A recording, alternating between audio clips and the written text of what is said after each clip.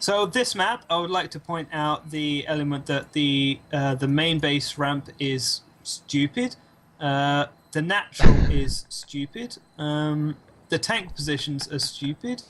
And all in all, I'm not in favor of this map. Oh, it's okay. I put the map in specifically because it makes stuff interesting. And you know, if the players were smarter with their vetoing, this map would have been scratched out from the map list anyways. So it's not my fault. You know, you have to be really careful when you veto stuff, guys. I say times and times again. So about this map, it is interesting because all the maps, and might I remind you that this map was still the latest season, not the current one, but the last season, GSTL, it was still in. I know, right? People still played on that. It's pretty Yeah, stupid. people still played on that map. And it's not stupid, it was there for a specific reason, the same reason I put it in this tournament in, because all the maps that are being played right now, if you want to play macro, all the maps allow for the same stupid, boring styles of play and builds. This map basically provides specific challenges, the way it is set up, that you just cannot one Rex Gasless expand. You just cannot one Gateway expand. You just cannot go Hatch first. You just cannot go an ordinary Forge Fast expand. And just to You have to interrupt play you for a second, safer. BelleNOiR, Yeah? Xeon is hiding his barracks at the back of his base. Yeah. I saw that. I was like, huh? Trying to I wanted incite to his get to opponent it. into thinking some sort of cheese play, since he did see the game, him versus Fluttershy. Yeah. And he is clicking there, so he will find the barracks. Fluttershy, Tigerclaw. You confuse me right now. Jeez.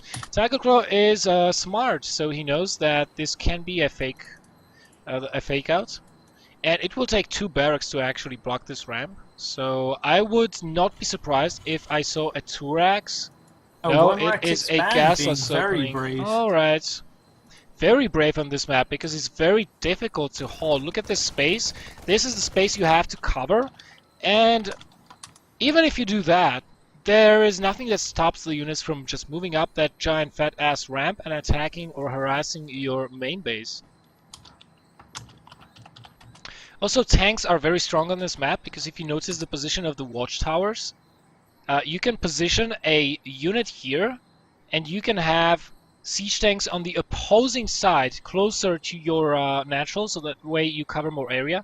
But this watchtower gives you a large circle of vision you have access to, so the siege tanks always shoot at everything that comes near this giant space out on the minimap, forcing the enemy army, if it wants to be at least mildly effective, to go all the way around. Now here we have the bunker for Xeon, not deviating the slightest from his build. He goes seemingly by the creed, no one build per matchup, and perfect it to its fullest capacity, and that is exactly what he's doing. We saw it in his TVZs, doing only one build, trying to do it as perfectly as he can, and he's doing the same thing here in his TVPs.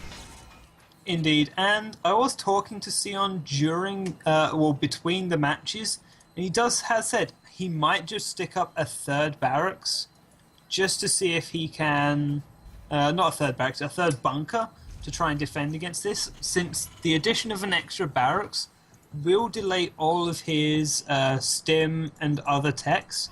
But as you can see, he's going for a radically different style, actually. He's getting the command he's center. going... He still hasn't even claimed gas at 6 minutes, just adding on more and more buildings. Yeah, he's going for a fast 3rd CC. Now this is a very, very, very nice build. I don't know who popularized it from the Korean players. I cannot for the life of me remember. But the way this works is that you either keep the 3rd CC, which is the case I think we are going to see now, in your base and use it as a macro CC, which will allow you to get more units out quickly because you have 1 extra mule and you can saturate your minerals quicker, and you don't even have need that many SCVs on 2 bases because of that 3rd extra mule. So your production is just going to be exploding together with your infrastructure, and then you add the gases and upgrades as usual.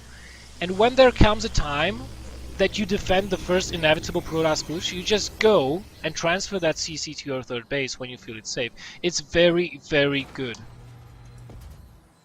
So Xeon currently doesn't have vision of the destructible rocks with his buildings, so he'll only be enlightened to if they're taking damage if one of his units, whilst leaving the barracks, walk past there.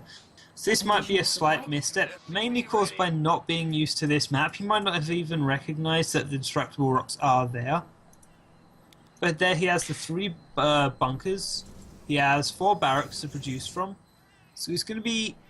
He's not going to have the tech that he had last time. He won't have +1. He won't have Stim. He won't have Conch Shell if he'd chosen it.